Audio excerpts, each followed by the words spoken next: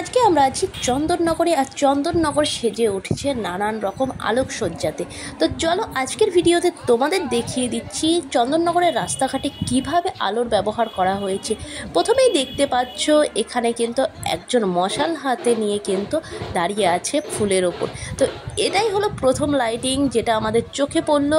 তারপর দেখো চারিদিকে লোকে লোকারণ্য হয়ে গেছে। আর এখানে দেখো একজন বাউল দোতারা নিয়ে আছে, আর এখানে আছে গণেশজি। তো গণেশজি কিন্তু পুরোটাই আলো দিয়ে তৈরি করা হয়েছে, দেখতেই পাচ্ছ। আর এখানে কিন্তু সামনে যেটা হচ্ছিল নানান রকম ভাংড়া নাচ হচ্ছিল, তো এটা খুব ভালো লাগছিল। রাস্তার মাঝখানে কিন্তু এটা হচ্ছিল। আরও কিছু দেখাবো তোমাদের, সেখানেও দেখতে পাবে যে এরকম ভাংড়া নাচ হচ্ছে। আর এখানে দেখো ব্যাঙ মশাই এখানে বসে আছে, তো এটাও কিন্তু পুরোটা লাইটে করা হয়েছে, দেখেই বুঝতে পারছো। এরপরে যেটা দেখাবো সেটা হলো সবথেকে ভয়ঙ্কর, মানে ভূত। তো দেখতে পাচ্ছ এখানে কীরকম বিদঘুটেভাবে ভূতগুলো এগিয়ে আসছে আমার দিকে। তো এখানে বেশিক্ষণ থাকা যাবে না, সেই জন্য আবার বেরিয়ে আমরা গেলাম আরও কিছু লাইটিং দেখার জন্য। তো এখানে বলে রাখি আমরা কিন্তু মানকুণ্ডুতে নেমেছিলাম ট্রেনে করে গিয়ে। তো মানকুণ্ডু থেকে চন্দননগর পর্যন্ত কিন্তু আমাদের জার্নিটা ছিল, মানে পুরোটাই জগদ্ধাত্রী পুজোর প্যান্ডেল, ঠাকুর, লাইটিং পুরো রাস্তা ধরেই কিন্তু ছিল। তো পরপর লাইটিংগুলো দেখতে থাকো তোমরা। আর এই ভিডিওতে কিন্তু তোমাদের শুধুমাত্র আমি এই রাস্তার লাইটিংগুলোই দেখাচ্ছি যে কিভাবে আলোকসজ্জায় সজ্জিত হয়েছে চন্দননগর। এই ভিডিওটা কিন্তু করা হচ্ছে রাত 2টোর সময়। আমরা কিন্তু রাত 2টোর সময় চন্দননগর দিয়ে হাঁটছি, কারণ সারা রাত্রি কিন্তু ঠাকুর দেখার প্রোগ্রাম আমাদের ছিল।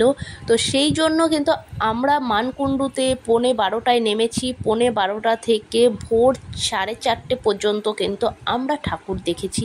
তো পরপর দেখো এখানে এই এক সিংহ মশাই দাঁড়িয়ে আছে, এপাশ ওপাশ করেই যাচ্ছে।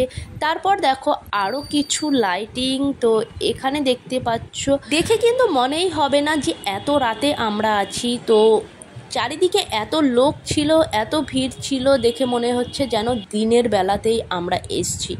আর আমরা যেহেতু জগদ্ধাত্রী পুজোর দিন গেছিলাম, মানে জগদ্ধাত্রী পুজো নবমী শেষ হয়ে দশমী পড়েছে, ঠিক তখন আমরা যেহেতু গেছিলাম, সেই জন্য কিন্তু রাতের দিকে, মানে 3টে-4টের দিকে ভোর বলা যেতে পারে, ভোরের দিকে কিন্তু প্যান্ডেলগুলো খুলে নিচ্ছিল। তো যদি কেউ যাও চন্দননগরে, বলবো যে ষষ্ঠী, সপ্তমী, অষ্টমী, নবমী এর মধ্যে যাওয়ার চেষ্টা করো, তাহলে কিন্তু সব দেখতে পাবে।